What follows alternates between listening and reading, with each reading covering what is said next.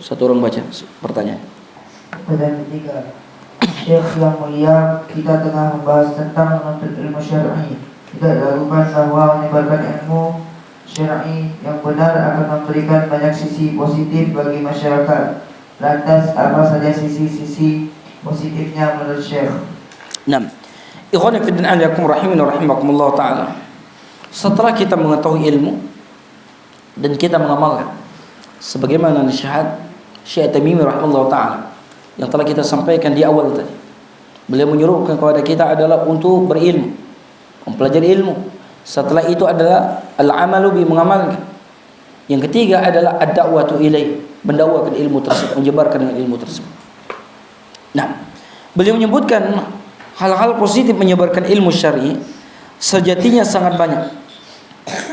Hal-hal positif sebagai berikut beliau sebutkan, di antaranya ada beberapa poin.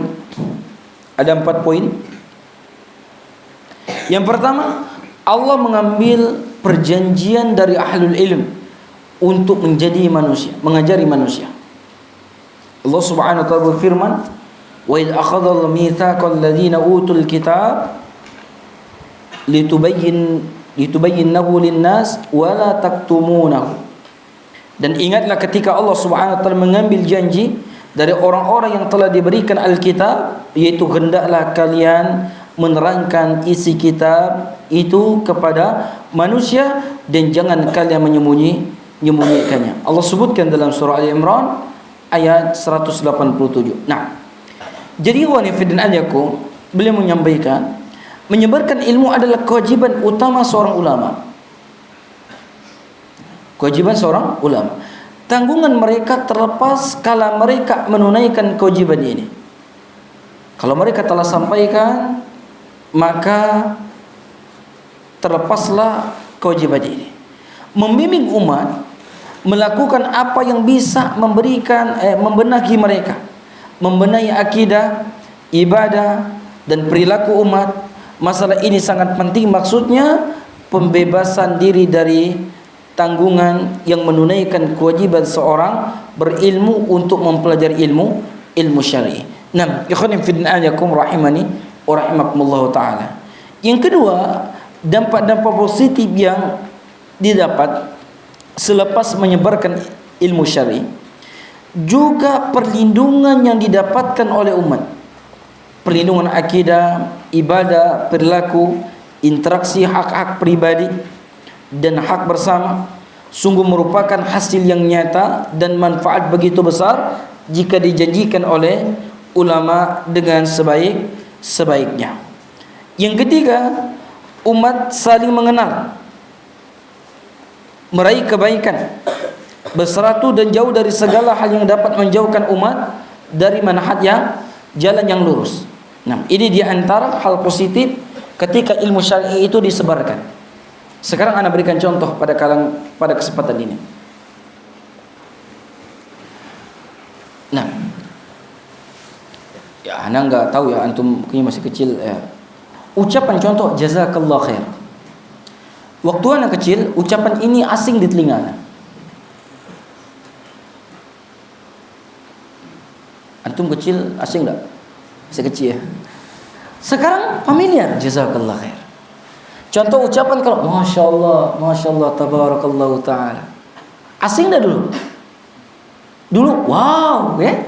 Sekarang Masya Allah.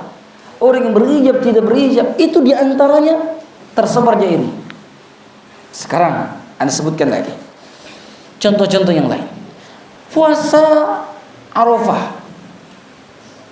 Dulu asing tidak? Asing. Sekarang, yang mana saya harus puasa nih? Hari ini atau hari ini? Ini menetapkan hari ini. Ini diantara dampak tersebarnya ilmu. Dampak tersebarnya ilmu. Akhirnya orang mengetahui. Contoh lagi, akikah di kampung tahunya naik ayun, naik tojak. Tersebar, ada rupanya syariat Islam. Namanya akikah. Ini diantara dampak tersebarnya ilmu. Maka ikhwani fillah rahimakumullah taala, sampai satu ketika Ana pernah disampaikan seseorang ketika kita pernah ngisi di satu tempat, dia nyampaikan, Ustaz, pernah terjadi perselisihan di antara masyarakat kami, yaitu perbedaan, ada yang ingin mengangkat dukun, satu yang pro dan satu yang kontra. Ana sedih Ustaz katanya, yang cerita dengan ana kurang lebih bahasa asli, ana sedih. Yang sudah lama dulu tidak dilakukan sekarang mau dilakukan lagi. Walaupun di satu sisi, kata dia bilang, walaupun di satu sisi ana Ustaz juga bahagia. Karena yang kontra tersebut adalah dulu aktivis dukun. Aktivis sekarang kontra. Apa jawaban yang dukun tadi? Apa katanya? Cukuplah, dulu kita tidak tahu. Sekarang sudah tahu. Ada yang menyampaikan. Ada guru-guru yang menyampaikan, ustadz-ustadz menyampaikan. Maka di dalam poin ini perlu kita sampaikan juga pentingnya, besarnya manfaat menebarkan yang sesuai dengan kapasitas kemampuan kita. Di zaman media, daripada story-story buat galau-galau, buat story-story, mungkin ada yang hobi baca story kalian. Karena Anda tahu, ada yang pernah hubungin Anda, Ustaz, save nomor Anda Ustaz, biar Anda dapat faedah dari story itu. Anda bilang, lupa dia suka ngintip story Anda. Mungkin awalnya dia lihat di FB, mana nomor Ustaz, kali dia dapat nomor Anda, dia minta. Ada orang seperti itu, berarti Anda orang hobinya seperti itu. Maka masuklah di situ, di ranah yang bisa kita berikan tersebut. Maka pada saat ini, teman-teman kalian semua yang lagi belajar, santri semuanya, fokus untuk belajar. Fokus belajar. Satu saat kalian akan berada di tempat-tempat yang kalian berharap kalian akan menjadi tempat-tempat, menjadi sarana orang-orang yang mengenal kebaikan dari kalian pernah belajar agama yang mulia ini. Karena menebarkan ilmu syar'i itu penting, ikhwan ajaku. Rahimani rahimakumullah ta'ala. Yang keempat, meraih pahala yang besar yang Allah janjikan bagi para ulama dikala mereka menyebarkan pahalanya besar. Bagaimana tidak di antara hadis Nabi sallallahu alaihi wasallam mengatakan, "Man dalla 'alal khair." Barang siapa yang menunjukkan satu kebaikan, kata Nabi, antum menunjukkan satu kebaikan. Ada orang yang mendapatkan kebaikan sebab antum, mungkin baca story antum atau apa-apa, ada mendapatkan kebaikan dan dia melakukan kebaikan atau dia meninggalkan keburukan, mungkin di situ antum dapatkan kebaikan sebagaimana dia melakukan kebaikan tanpa mengurangi kebaikan tersebut. Tuh, semangat di dalam menyebarkan kebaikan. Tentu dengan catatan sesuai dengan kapasitas kemampuan kita. Nah, ikhwan fillah rahimakumullah ta'ala.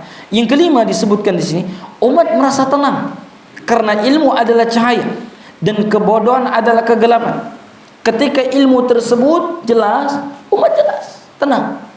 Oh, yang mana haram, yang mana halal. Oh, ini boleh, ini tidak boleh. Tidak ada keraguan. Yang membuat keraguan tersebut adalah kejahilan. Ketika ilmu akan menjelaskan, membenarkan yang mana gelap, yang mana hitam, mana yang putih, mana yang hitam, mana jalan menuju surga, mana julun neraka. Inilah ilmu. Allah katakan, "Qad ja'akum minallah nurun wa kitabun mubin." Sesungguhnya telah datang kepada kalian cahaya dari Allah dan kitab yang menjelaskan. Yahdi bihillah man ittaba'a ridwanahu subulas salam wa yukhrijuhum minaz zulumati ilan nur biizni wa yahdihim ila siratim mustaqim. Apa kata Allah? Dengan kitab itu Allah memberikan petunjuk kepada orang yang mengikuti keridhaannya menuju jalan keselamatan, dan dengan kitab itu pula Allah mengeluarkan mereka dari kegelapan, gelap gulita, menuju cahaya dengan izinnya dan menunjukkan mereka jalan yang lurus. Allah sebutkan dalam surah Al-Maidah ayat 15. Nam ikhwan fillah alaikum, ini merupakan kebaikan besar yang membedakan umat Islam dengan umat yang lainnya. Ketika agama ini tersebarkan, ambillah porsi, ambillah bagian dari tersebarnya agama yang mulia ini. Maka hal yang paling simpel adalah dengan kita mengamalkan agama ini, dengan kita memperbaiki akhlak kita, semua kita bisa ikut andil di dalam menebarkan agama yang mulia ini. Nah, ikhwan fillah alaikum, yang selanjutnya kita bangga dengan keislaman kita. Kita bangga dengan keislaman kita, dengan fashion yang telah Allah Jalla wa Ala sampaikan. Islam contoh menyuruh kita untuk memelihara jenggot, bangga. Tak perlu kita takutkan, diejek, dicaci, dimaki. Kita bangga. Kita tunjukkan identitas keislaman. Jangan ramang-ramang. Jangan tidak mempunyai jati diri. Nah, pertanyaan selanjutnya.